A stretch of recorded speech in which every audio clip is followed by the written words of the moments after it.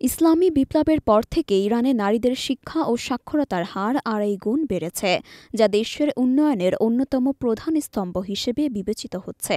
১৯৭৯ সালের বিপ্লবের পর ইরানের লিটারেসি মুভমেন্ট অর্গানাইজেশনের প্রধান আবদুল রেজা ফুলতভান্দো এই তথ্য জানিয়েছেন। ফুলতভান্দো জানিয়েছেন, গত ৪৫ বছরে প্রায় ১,১০,০০,০০০ নারী স্বাক্ষর হয়েছেন, যার মধ্যে ৮ লাখ বন্দী নারীও অন্তর্ভুক্ত।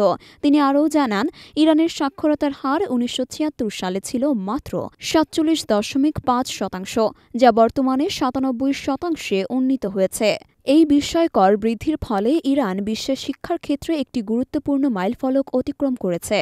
ফুলতভান্দো সাক্ষরতার গুরুত্ব তুলে ধরে বলেন, সাক্ষরতা শুধুমাত্র পড়ালেখা শেখার ব্যাপার নয়, বরং এটি এমন দক্ষতা যা ব্যক্তিকে তার সমস্যা সমাধানে এবং জীবনের নানা পরিস্থিতিতে ইতিবাচক পরিবর্তন আনতে ক্ষমতা দেয়। এর মাধ্যমে নারীরা নিজেদের সামাজিক, অর্থনৈতিক এবং সাংস্কৃতিক অবস্থানকে শক্তিশালী করতে সক্ষম হয়েছে।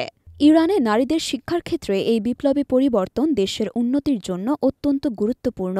১৯৭৯ সালে ইসলামী বিপ্লবের পর থেকে নারীদের জন্য শিক্ষা, স্বাস্থ্য এবং সামাজিক ক্ষেত্রে অধিক সুযোগ সৃষ্টি হয়েছে। এর ফলে নারীরা শুধু পড়াশোনা নয়, বরং তাদের ব্যক্তিগত ও পেশাগত জীবনেও উন্নতি সাধন করতে সক্ষম হয়েছেন। ইরানের নারীদের শিক্ষার এই বিপ্লব শুধু দেশটির জন্য নয়, আন্তর্জাতিক পর্যায়েও একটি অনুপ্রেরণার বিষয়। যদিও দেশটি বিভিন্ন আন্তর্জাতিক বাধার সম্মুখীন হয়েছে, তবুও তাদের শিক্ষা খাতে এই সাফল্য বিশ্বের অন্যান্য দেশের জন্য একটি বড় শিক্ষা। ইরান এখন বিশ্বে একটি শিক্ষিত নারীদের সমাজ গঠনের উদাহরণ হিসেবে পরিচিত।